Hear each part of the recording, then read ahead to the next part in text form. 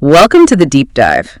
If you're looking for those sharp, actionable insights, the kind that really cut through the noise, you are definitely in the right place. We try to make you the most well-informed person in the room, right? Exactly. Today, we're digging into a big one. Robert T. Kiyosaki's Rich Dad, Poor Dad came out back in '97. Right, a long time ago, but still so relevant. Totally. People often call it a wake-up call for your wallet. And look, we're not just doing a book review here. No, it's more about extracting the core philosophy, what's the actual financial thinking behind it. And what it could mean for you and how you handle your money. Yeah, and the book sets itself up with this really powerful contrast, doesn't it, between these two father figures. The rich dad and the poor dad. Exactly. You've got his biological dad, the poor dad, highly educated, traditional employee type, follow the rules. Got the degrees, the steady job. Right. And then there's his best friend's dad, the rich dad. More of an entrepreneur, not much formal education, but street smart about money. And the whole book is framed as this mindset flip, you said. Yeah, definitely. It's designed to make you question, everything you thought you knew about money, jobs, security, all that stuff society usually pushes. Okay, so that's our mission today. Let's unpack the biggest nuggets of knowledge from this book. It's only about 200 pages, but it packs a punch. It really does. We'll look at the good stuff, the criticisms too. We've got to keep it balanced and figure out why it's still, such a key starting point for financial literacy. Sounds good. Where should we start? The core philosophies. Yeah, let's dive right into that contrast. The poor dad versus the rich dad. What are the fundamental differences in how they saw the world, financially speaking? Okay, so the poor dad, his whole perspective is, it's probably familiar to a lot of us. It's all about getting a good education so you can get a secure job. The 9-to-5 grind. The 9-to-5 grind, yeah. Work hard, climb the ladder, save your money diligently. It's that traditional path society often holds up as the responsible way. Financial stability through employment. Safe and steady. Supposedly. But then you get the rich dad, and it's like a completely different playbook. How so? His focus is all on making money work for you through things like investing, owning businesses. It's less about the formal education and more about financial intelligence. So not just trading your time for a paycheck. Exactly. Yeah. And Kiyosaki frames it as needing to sort of unlearn what society teaches you about money. It's not about get rich quick. Right, more about a fundamental shift in thinking. Yeah, leveling up how you think financially. Looking beyond just that regular job for building actual wealth. Okay, this contrast leads directly into some of the book's core lessons. Maybe the biggest one is how he defines assets and liabilities. Can you unpack that? It sounds simple, but it's kind of radical, isn't it? Oh, absolutely. It's probably the most quoted part of the book, and for good reason. Yeah. He basically says an asset is anything that puts money in your pocket. Okay, like what?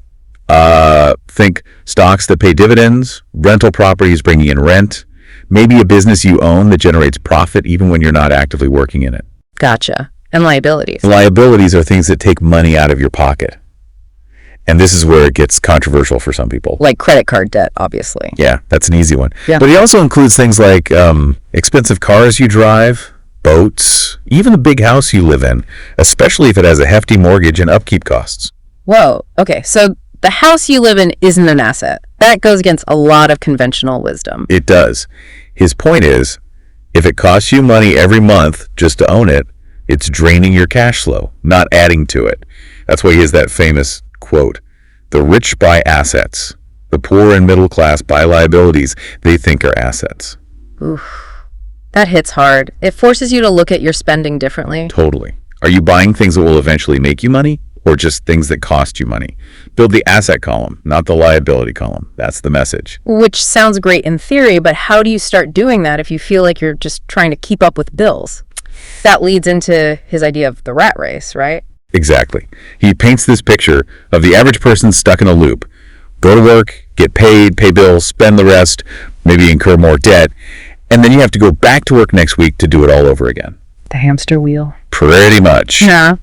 And his argument is that people stay stuck because they were never actually taught how money works. They know how to earn it, but not how to manage it or make it grow. So it's not just about willpower or spending less? Not entirely. It's also about financial literacy. Understanding the system. He gives examples like, you get a raise, great. But then what happens? Buy a bigger house, a nicer car. Right. Your expenses go up with your income, maybe even faster, so you're still trapped, just in a slightly nicer cage. you need that next paycheck just as much. That definitely rings true for a lot of people. So the solution isn't just earning more, it's what? Understanding the rules of the game. Yeah, precisely. He emphasizes that it's not how much money you make, it's how much you keep and grow. Financial literacy is key, understanding taxes, debt, investing, compounding. Stuff schools typically don't teach you. Exactly. Which is why he says you have to teach yourself. You can't rely on the traditional education system for this specific kind of knowledge. Okay, so self-education is crucial. And then he has this advice, mind your business. What's that about? Is it just telling everyone to quit their jobs and start a company? Not necessarily. Yeah. It's more about mindset again. Even if you have a regular job, which is fine, it pays the bills, you should also be focusing on building your own assets on the side.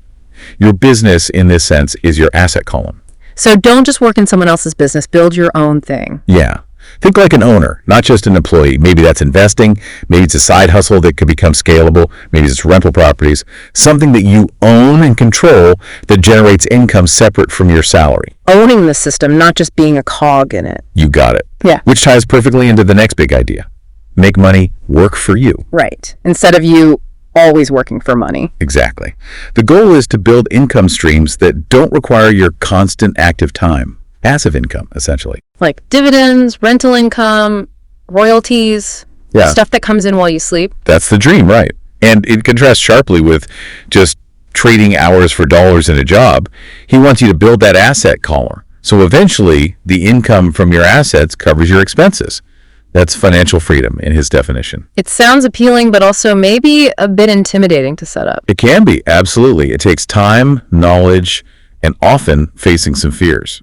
Which brings us to another point he makes. Fear and greed rule most people.